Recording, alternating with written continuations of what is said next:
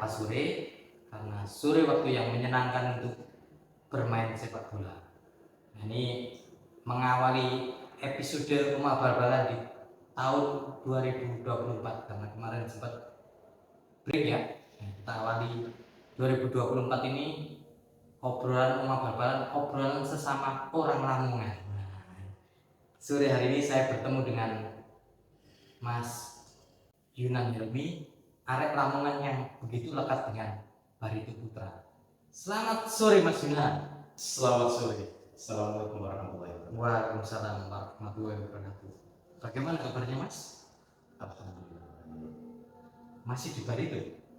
Alhamdulillah tidak masih. Ya, sampai sekarang. Ini anak arek Lamongan, ini mungkin nggak banyak yang tahu bahwa Mas Yunan ini asli Lamongan ya, karena terlalu lama di Barito. Iya. Dari tahun berapa Mas di Barito Mas? Saya kembali dulu bahwa saya dari Babat Lamongan. Ya. Babat Lamongan. Saya kembali ke Putra pada tahun 1994. 1994 di awal Ligina pertama Indonesia. Ya. Pertempuran antara Persebaya dan Kalatama waktu itu. Iya, seperti itu. Dan sampai sekarang ya? Sampai sekarang. Berarti kalau dihitung 94 2024 30 tahun masih di Barito. Nah kalau narik mundur sebelum kita ngomongkan Mas Yunan dan Barito, Mas Yunan dari Lamongan, dari Mbaka. Nah saya juga dari Lamongan. Nah setahu saya kan sepak bola Lamongan itu kan enggak gemerlap, dan kita dari Lamongan itu berlatih juga susah kan, karena Persela zaman dulu tidak seperti Persela sekarang. Dulu Persela ya ala kadarnya. Nah, Mas Yunan itu latihan bolanya di mana, Mas? Ya, pertama sih pastinya alhamdulillah ya. Dari awal dulu sampai sekarang saya bisa terjun dalam sepak bola. Berawal dari kampung di Jalan Gotong Royong, Babat Lamongan. Di situ memang ada komunitas ya, sekitar 80-an lah gitu. Ketika saya SD itu kan, saya SD SMP ya. Jadi komunitas memang ada klub sepak bola di situ di kampung, namanya Persib, Persatuan Sepak Bola Jalan Gotong Royong Babat. Nah seperti itu. Tapi memang pada zaman itu animo atau keinginan untuk bermain bola di daerah Babat dan sekitarnya itu luar biasa. Ya, karena memang ada ya kalau dibilang sekarang ada kompetisi ini kayak antar desa itu juga memberikan kemauan buat kita untuk berlatih sepak bola juga waktu itu, walaupun dengan fasilitas apa adanya waktu itu ya sangat sederhana seperti itu. Dan kalau boleh ini ya waktu itu memang sepak bola di Lamongan terutama yang Kabupaten Lamongan tidak seperti parameternya kan ada Persebaya di Surabaya, kemudian ada Mitra di Surabaya juga, kemudian ada Malang, ada Persema, ada Arema, dan di Gresik ada Petrokimia dan Persigres ya. gitu. Kira seperti itu. Jadi berawal dari di kampung, klub sepak bola di kampung saya yang waktu itu memang di Jalan Gotong Royong Babat itu yang memulai saya untuk bisa berlatih dengan teman-teman di situ. Itu SD Mas ya. Terus kemudian mengembangkan sepak bolanya di mana? Di Gresik. Di Gresik. Jadi ketika memang keinginan itu yang sangat besar ya, karena waktu itu ketika kayak kita mendengar siaran sepak bola waktu itu masih di radio ya. Iya. Persebaya main, kemudian Mitra main, kemudian ada kita baca di harian koran waktu itu kan, memang sangat luar biasa gitu. Ya, nama besar di Persebaya kayak Widoana, kayak Nuryon Area di Subang itu sangat melekat di saya waktu kecil gitu. Ya seperti itu.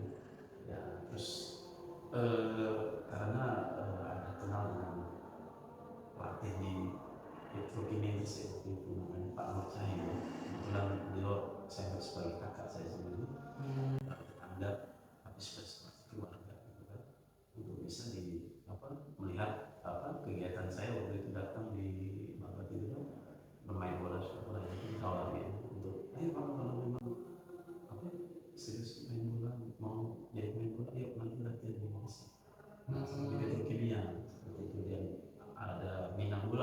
Iya. sekarang SSB ya kan. Dulu namanya Bina Bola. Bina Bola. Gitu.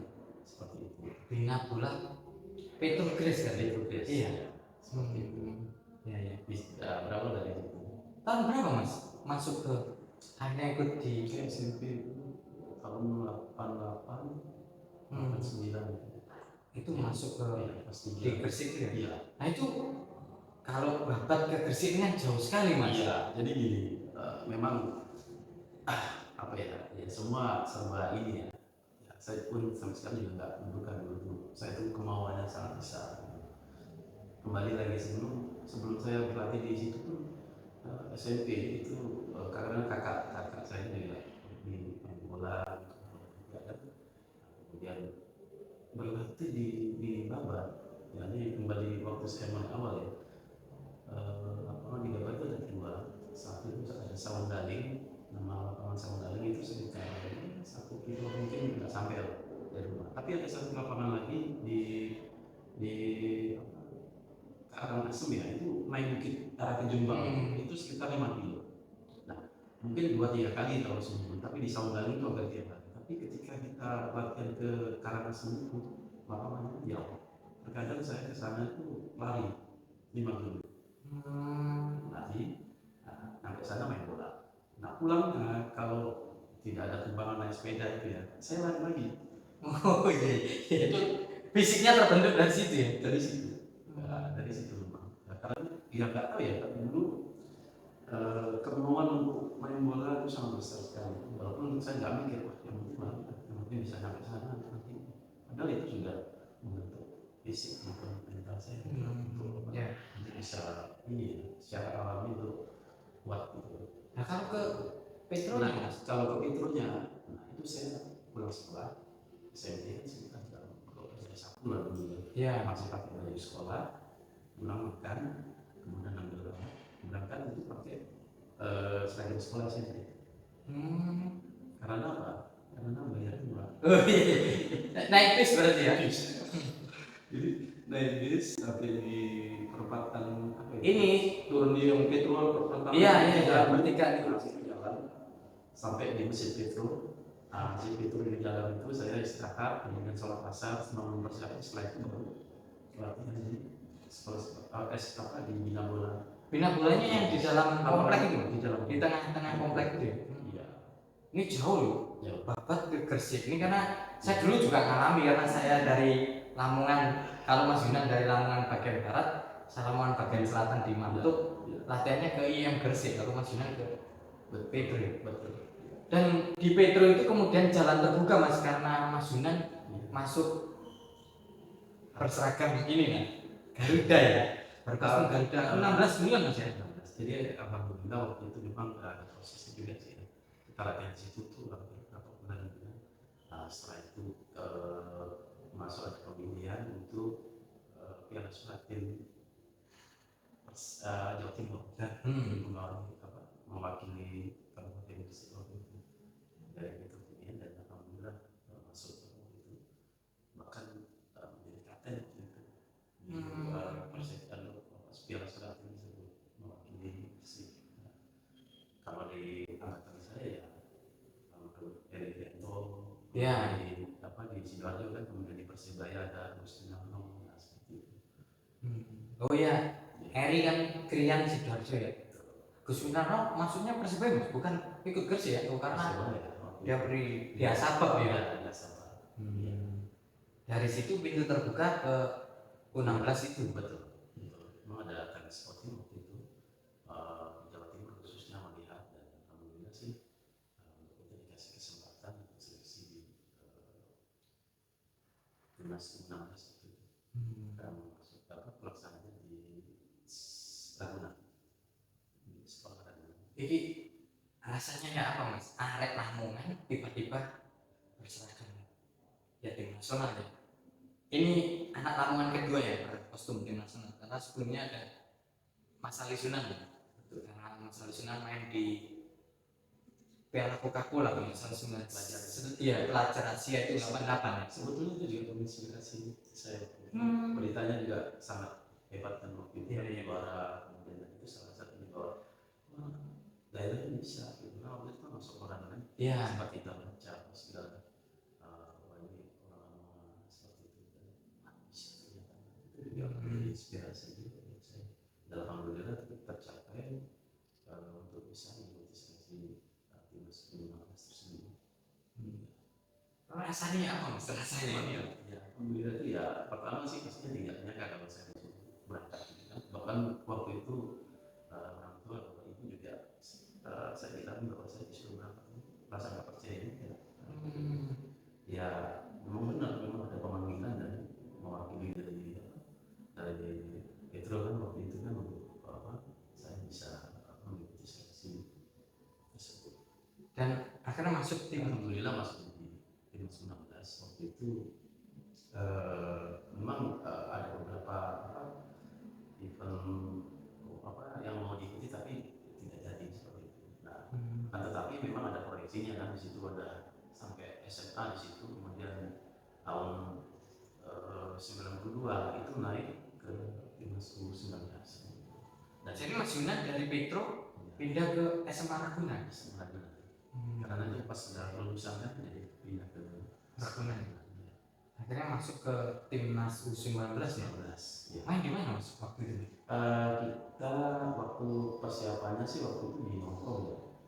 Di Hongkong hampir 1 bulan lebih di Hongkong. Setelah itu untuk turnamen yang Piala Asia itu di Singapura. Ya, tahun 92.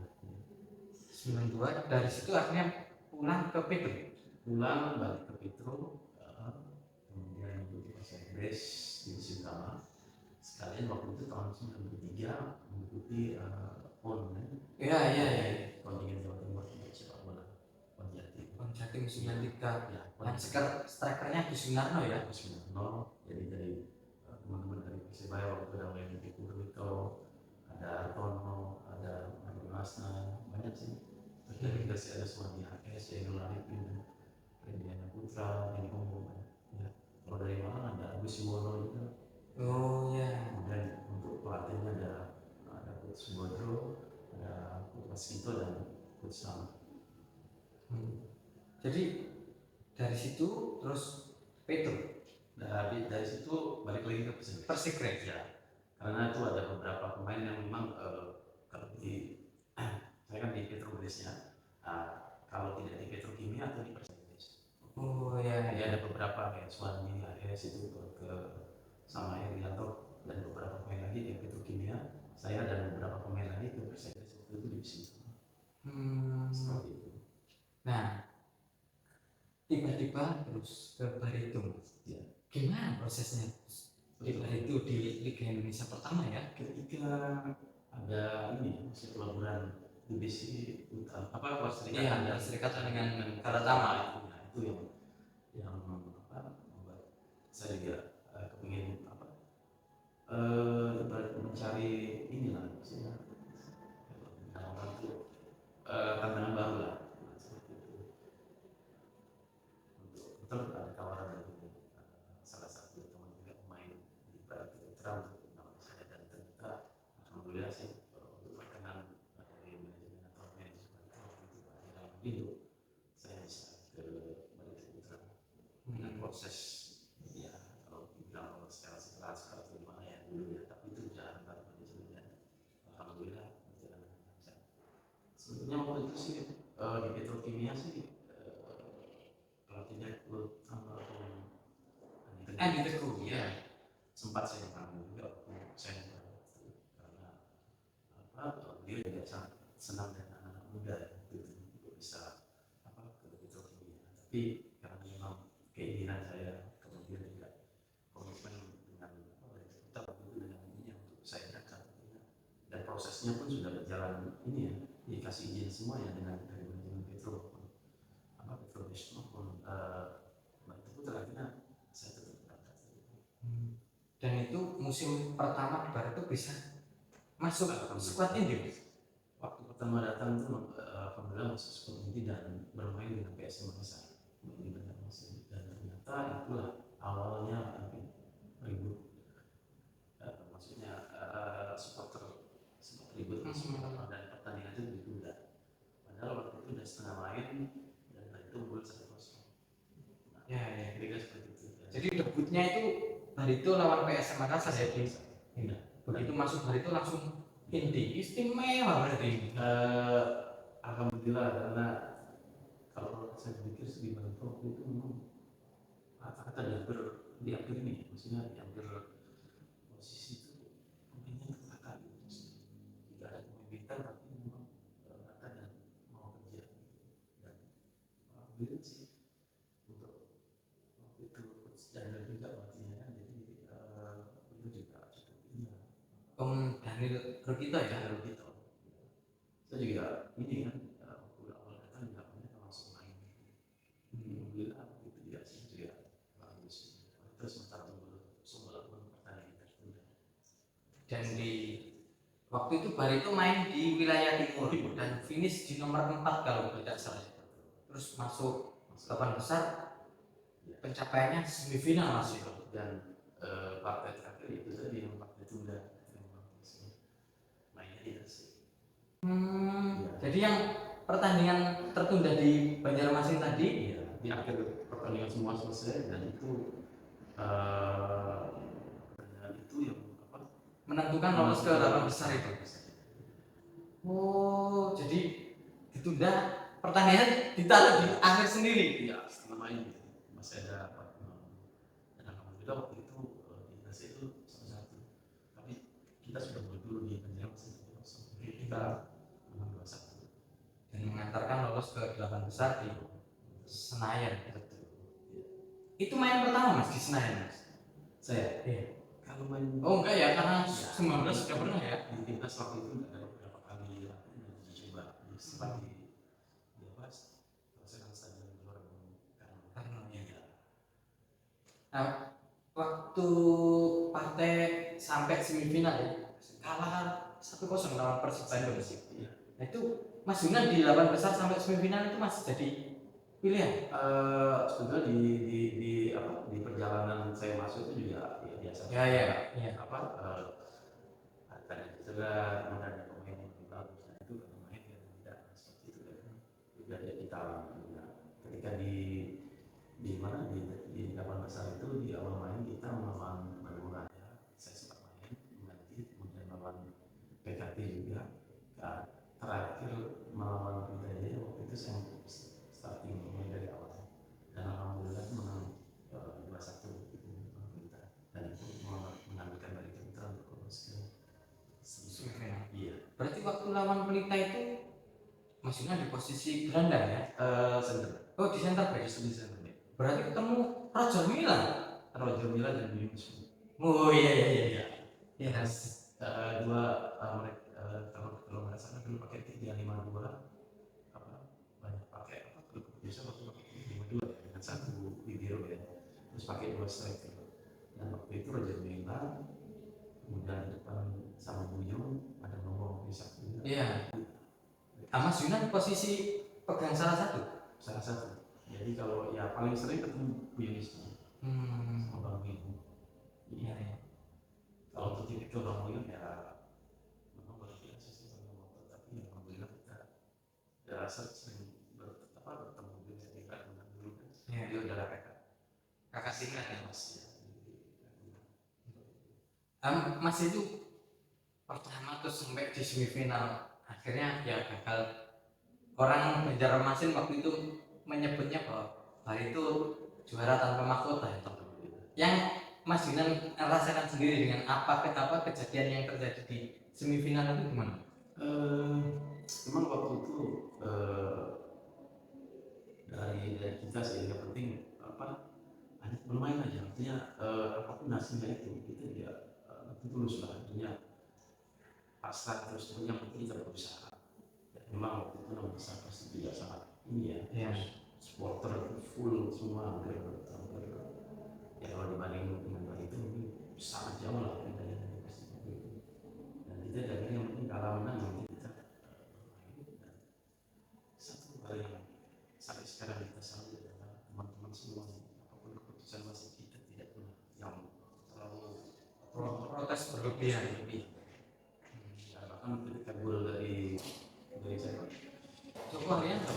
Iya, gol dari Joko Haryanto itu dianulir dan tidak proses yang berlebihan itu kira-kira seperti itu. Dan salut dengan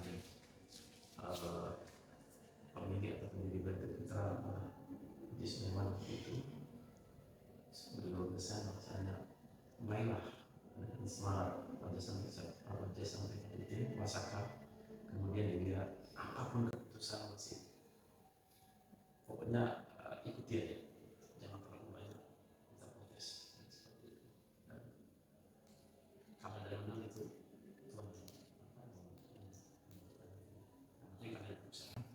Dan itu jadi museum yang paling berkesan Mas, buat perjalanan karirnya Mas Yunan. terus terang itu adalah hal yang sangat biasa dalam hidup saya ketika saya masuk sama bagian baru sampai saat ini juga daripada Belum diulang lagi sama Barito itu. itu. Dan tentunya juga yang sangat luar biasa. Nah, Mas Yunan kemudian bertahan bertahun-tahun di Barito. Sampai musim berapa Mas? Di Barito itu? Di Bali tahun 2000 saya sudah Cedera lutut. nggak di waktu dulu dia masih nah waktu itu sempat dan kembali lagi. Nah itu yang kira sih buat saya sedikit frustasi loh. Padahal tergolong usia masih muda, Masih muda. belum 30, masih 28 dan itu apa ya setelah itu terus ada sedikit karena cedera ini juga membuat saya tidak nyaman pengobatan waktu itu juga tidak sehebat sekarang ya. Ya, Cedera-cedera penanganannya terus akhirnya pada waktu ya sudah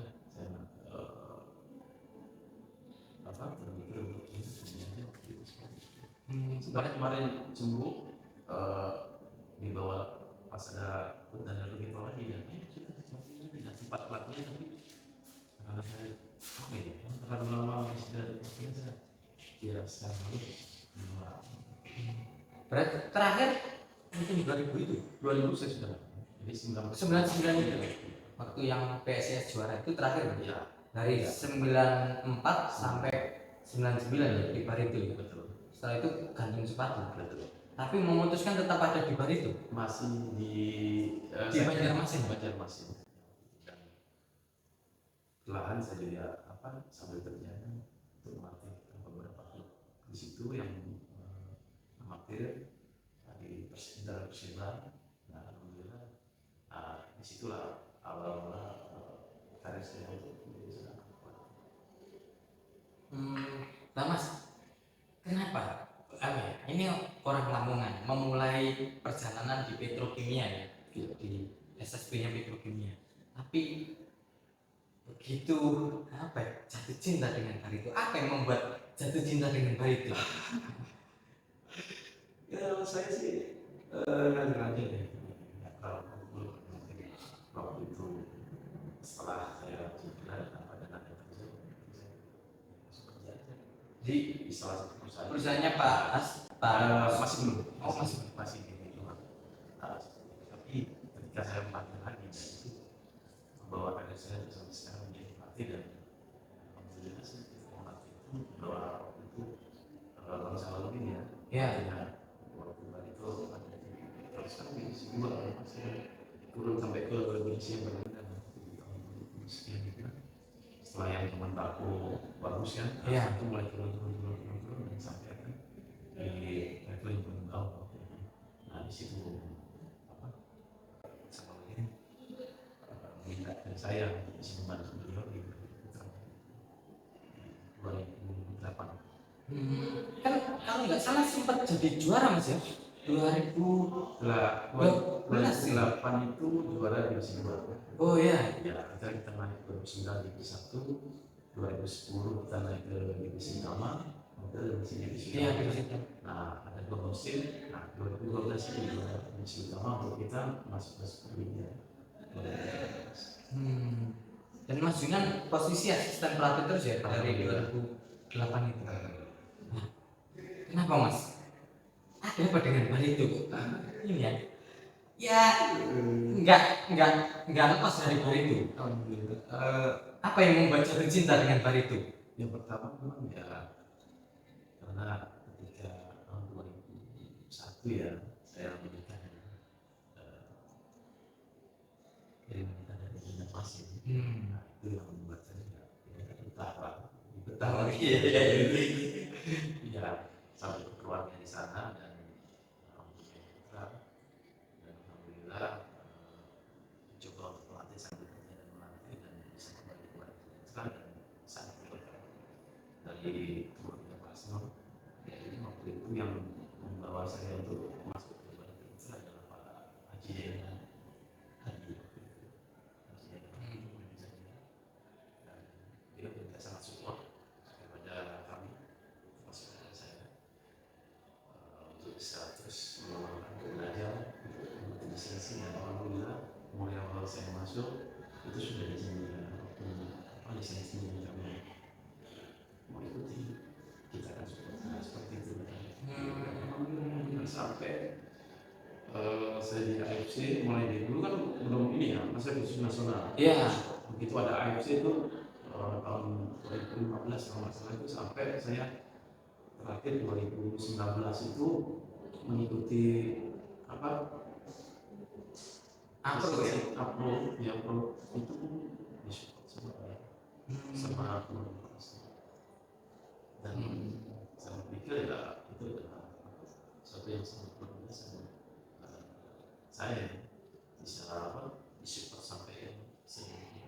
Jadi ini Mas Yunan ini anak Lamongan ini, pelatih asal Lamongan satu-satunya sampai hari ini yang pegang Apro. Iya. Orang Lamongan pertama yang pegang lisensi Apro dan sampai hari ini masih satu-satunya. Mudah-mudahan nanti banyak Teman yang lainnya. Iya. Nah Mas, berarti Barito itu apa ya? Bukan sekedar klub sepak bola bagi Mas Yunan. Terlalu banyak kebaikan yang saya terima terutama pas apapun itu yang menjadi saya itu selalu dibantu dan itu bagi orang itu sangat nyata gitu buat saya. Kalau nggak bisa saya ungkapkan seperti apa yang lain, tapi buat saya itu luar biasa. Makanya ketika saya berkomitmen bahwasanya selama saya masih diberikan usaha untuk posisi ini, insya Allah saya akan terus memberikan yang terbaik. Jadi di Barito ya tadi kalau sampai sekarang di Banjarmasin sudah 30 tahun ya Mas. Tapi kalau secara efektifnya di Barito dari 94 sampai 99 lalu ketemu lagi 2008 sampai sekarang ya, karena sekarang pegang Elite Pro-nya ya. Nah Mas, kalau ke depan ada klub yang memberi tawaran Mas Yunan menjadi pelatih, bagaimana Mas? Ya, alhamdulillah ya. Tentunya itu juga sangat membanggakan juga buat saya pribadi. Tapi tentunya juga tidak terlepas dari kembali lagi saya hubungan baik dengan Pak Asnur dan keluarga. Tentunya juga harus izin beliau. Karena memang komitmen saya selama ini juga untuk Barito Putra seperti itu. Jadi apapun tetap ada komunikasi terlebih dahulu dengan Betul. Barito Putra ya. Betul. Ya. Nah itu obrolan bareng Mas Yunan Helmi, orang Lamongan yang begitu lekat dengan Barito Putra karena ya Lamongan ini bukan hanya melahirkan Taufik Kasrun, Khairul Huda dan sekarang Dendi Sulistiawan. Di masa sebelumnya ada Mas Ali Sunan juga, Mas ya. Yunan Helmi yang pernah berseragam tim nasional Indonesia. Itu dulu kawan-kawan obrolan bola kali ini. Nanti kita bertemu dalam obrolan bola yang lainnya. Yang jelas kalau mau menikmati obrolan bola di sini saja di Rumah Bal-Balan. Terima kasih banyak Mas. Sama-sama good. Sukses selalu. Sama-sama sukses.